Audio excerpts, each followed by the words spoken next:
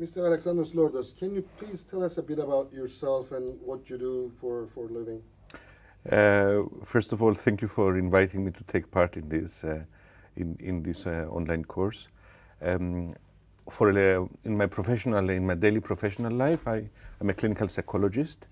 I teach psychology at the undergraduate program at the University of Cyprus, and on occasion I have also practiced psychological counseling in the past.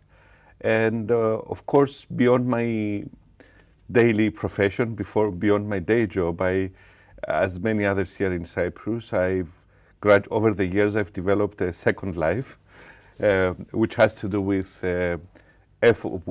contributing to efforts to solve the Cyprus problem through various means, which I can talk about, and civic society engagement and participatory action research.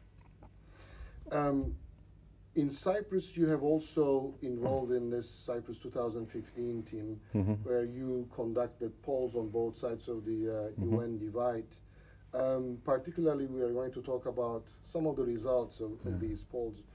I would like to connect this to the idea that in Cyprus, in the efforts to solve the Cyprus problem since the 1970s and even in 1960 Republic of Cyprus, there was this consociational democracy element in the solution that we are looking for, which is basically broadly can be defined as politics of accommodation, where different groups are given the right to participate into the democratic governance.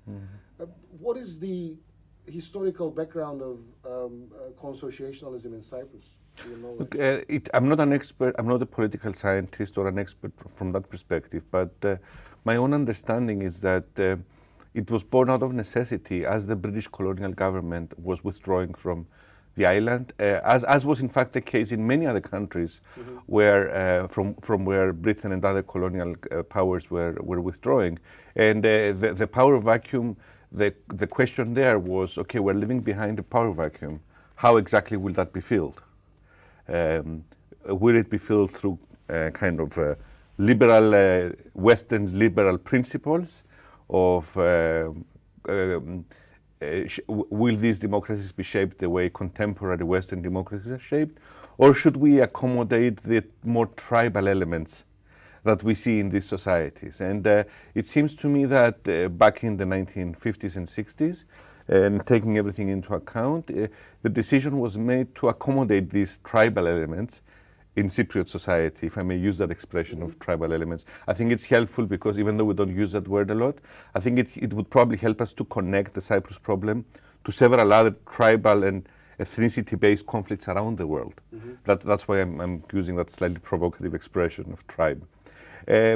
So the decision was made. Similar decisions are still being made today in other conflict zones. Of course, it is controversial because once you emphasize group identity in politics, there's a trade-off between emphasizing group identity and emphasizing civic individual rights, and it's not always easy to reconcile the two. And of course, in Cyprus, clearly we've had a trouble reconciling the collaboration of the two ethnic groups in a consociational model with the rights of individual Cypriot citizens, and as a result, both the groups and the individuals have been suffering over the years. As you know, in starting with the two high-level agreements in Cyprus, namely 1977 Makarios Denktash and 1979 Kyprianou Denktash high-level agreements, it was agreed by and large that this sort of consociational model in Cyprus that is sought for will be a bi-zonal, bi-communal federation. Why do you think that this is the model that was chosen, a bi-zonal, bi-communal federation? It was an effort to reconcile the demands of the two sides as these had evolved, especially following the events of 1963 and the events of 1974. So it's interesting actually to go back to 1964, when the first conversations for a solution of the new Cyprus problem were taking place under UN auspices with the mediation of Gallo Plaza. What we saw back then was the Greek Cypriots positioning themselves for a unitary libertarian style state, and the Turkish Cypriots positioning themselves for a federal solution. The sense after 1974, and of course those positions remain consistent right through the years up to the high-level agreements, and of course in many ways they remain consistent today, even though they have kind of moved to a more subconscious, especially the Greek Cypriot position hasn't really changed, but it has moved from away from being an acceptable, internationally accepted position to being an internally held conviction. But before I go there, after 1974, the mood in the Greek Cypriot community was that we lost. We lost the war, so we have to revise our expectations downwards and reach a peace treaty with the side that won. This is not, I know that this sounds controversial, but that was the mood at the time. It was not spoken publicly, but the conversations taking place in the National Council under Makarios in those years very often amounted to that we have to be realistic. What we were hoping for can no longer happen. And so Makarios took the bold step just before he died of accepting the Turkish Cypriot position for a bizonal bicommunal federation. So that's how it happened. It was supposed to reconcile the need of Turkish Cypriots to feel secure in their own contiguous territory with the need of Greek Cypriots to maintain the unity of the state. Unfortunately, 40, how many years has it been now? Since 77? I'm not sure. It's almost 40 years. Almost 40 years later, 38 years later, that goal hasn't been achieved. And this begs the question of what do we do now? But exactly at this point, what do the polls that you and I conducted talk about this? Okay, first let me backtrack and give some background about the work we've been doing. First of all, through the Cyprus 2015 program, which we commenced back in 2009, and then later on through the Center for Sustainable Peace and Democratic Development, which is a Brussels-based NGO that we established in order to continue this work. Our philosophy has been that we need to bring the public closer to the negotiations, and we need to bring the sides closer to each other.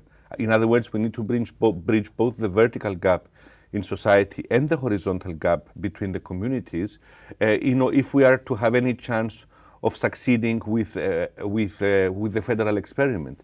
And the need for this became most apparent in the 2004 referendum, when after a lot of haggling and brokering, a kind of plan was finalized at some level, at some high-level political level, despite all the pressures and disagreements and so on. But the response of the public had not been accounted for. Exactly. And so the carpet was pulled under the feet of the peace process by the public. And the one lesson that I personally learned, and that some people learned, and friends and colleagues learned, and some other people learned, at least for a while, I'm afraid that some are forgetting this lesson now, is that you cannot really ignore the people in a peace process which is not just designed to result in a peace treaty between sovereign states, but it's designed to reach a new constitution. Constitutional processes have to be participatory, they have to be inclusive, because everyone's buy-in will be required in order to make them work. Interstate treaties don't have to be so inclusive and participatory. High-level diplomats and high-level diplomacy is very often adequate, thinking about the needs of the state. So what did we do in Cyprus 2015 and SEED? We tried to instill a notion of democracy into the peace process through the polls, through public opinion research, where we asked the people about what they need to see included in a peace plan. We asked both communities exactly the same questions, and then we wanted to investigate where there can be consensus. What kind of security agreement would provide consensus? What kind of property agreement would provide consensus? What kind of governance system would provide consensus?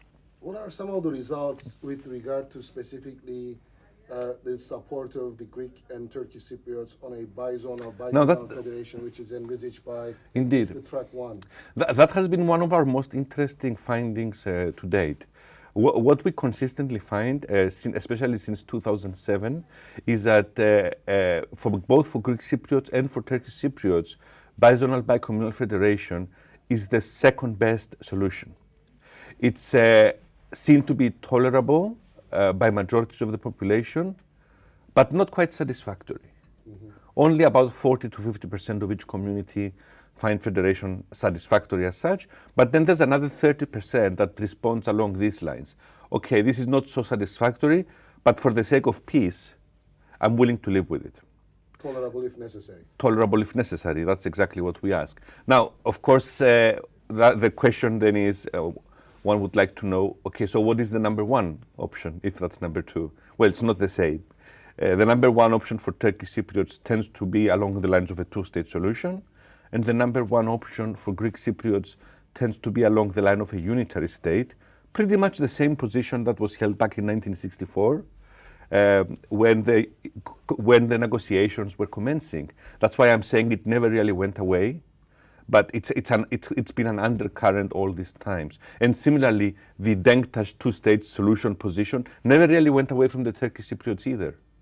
It's still, so in a sense, the findings of our polls are both cause for optimism, but they're also sobering. Mm-hmm. We can be optimistic that there is a possible compromise on federation, but the sobering fact is that both sides are moving towards federation reluctantly, while wishing internally that they could achieve something better. It's not a dream, it's not a vision, it's not a new deal that people are happy about in either community. And this is the problem that needs to be addressed at the moment, in my opinion. How do we address this problem, and what needs to be done here in order to, let's say, prepare the people that a bizonal, bicommunal federation is durable and stable? What do we need to do? First of all, I believe we need to go back to the negotiating table itself and look again at what we're trying to achieve through a federal solution. Because the debate on this issue goes two ways. Some people are saying we need to educate the people in order to understand federation better, because that's the problem. They don't understand what we're doing at the high-level agreements. And then there's another perspective that says, no, the leaders need to listen to the people, because the people are right to be cautious about this, and therefore we need to revise how exactly we're interpreting a bizonal bicommunal federation. I think probably we need a bit of both. What I think is happening at the high-level negotiations is that both sides are still trying to get their number one option. So the Turkish Cypriots are still trying to get something like two states, and the Greek Cypriots are still trying to get something like a unitary state through the federal negotiations, and this is hampering progress on all levels.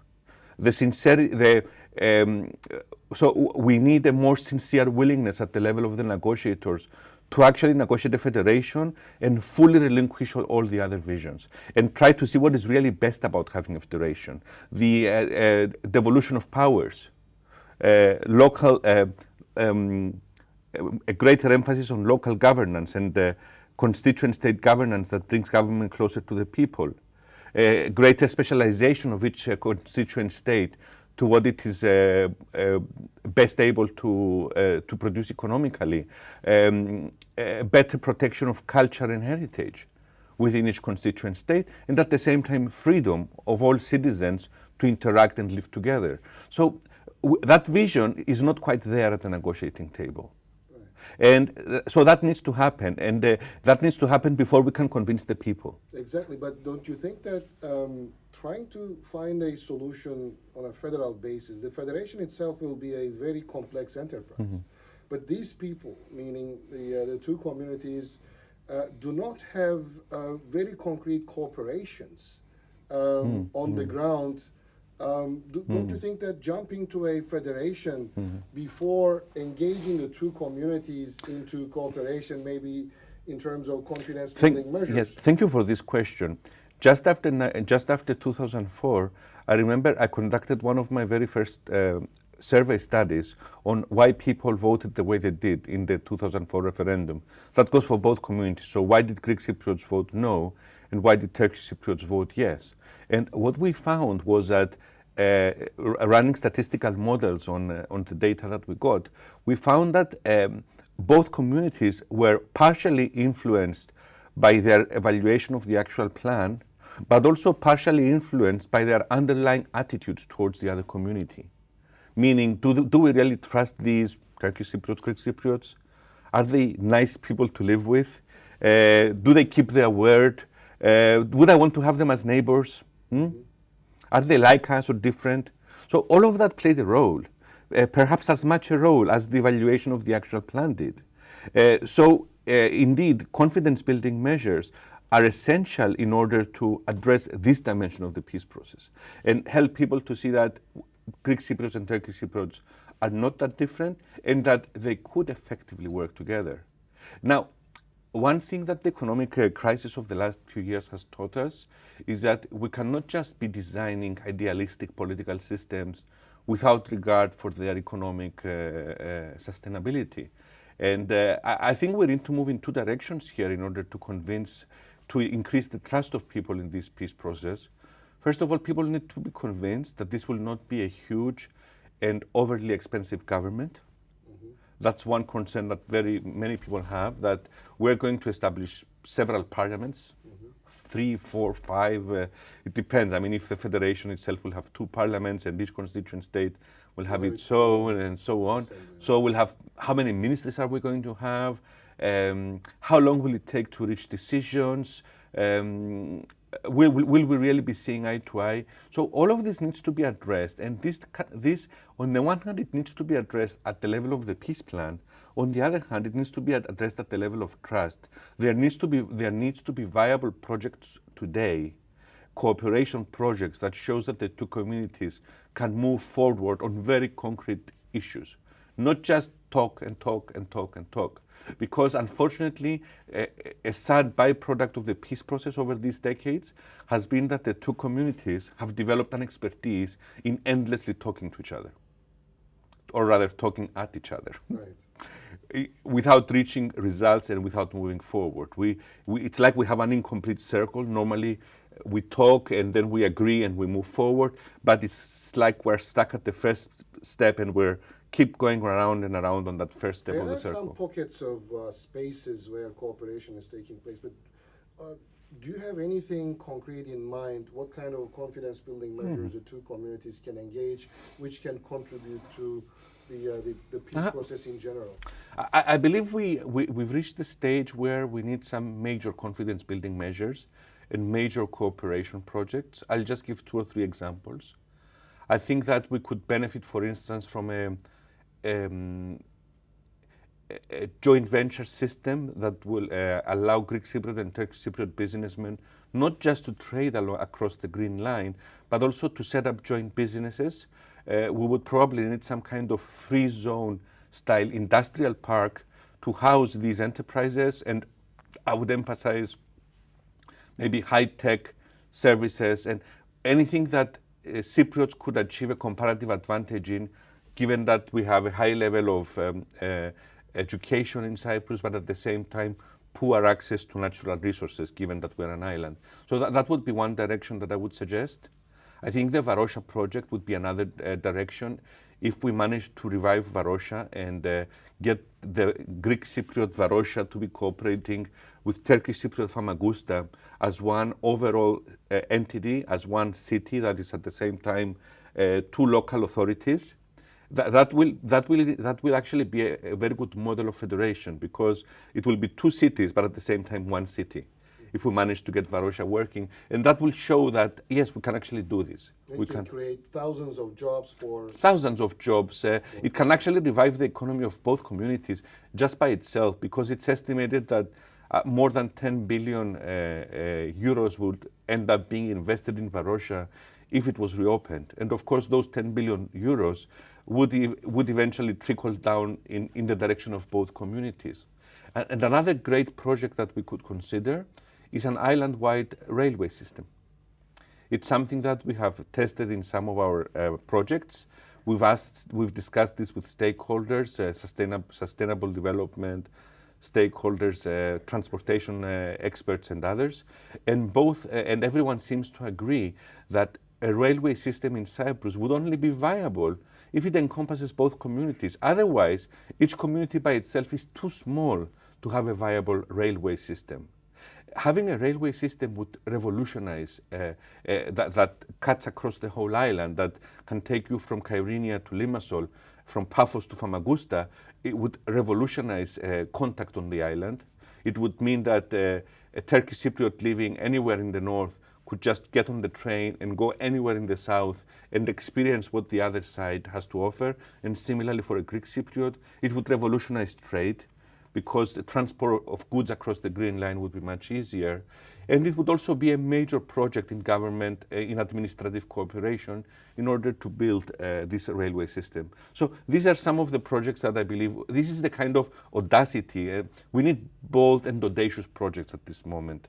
We can't just be saying, okay, well, let's open another checkpoint, and we're going to tick off the CBM list for this year, and then maybe next year we're going to do something else with the other community. Maybe we'll get them to say, maybe we'll get the Tuldes to apologize to each other for past hurts or something, and then the year after we'll do something else and say we're fulfilling the UN mandated obligation for confidence building measures.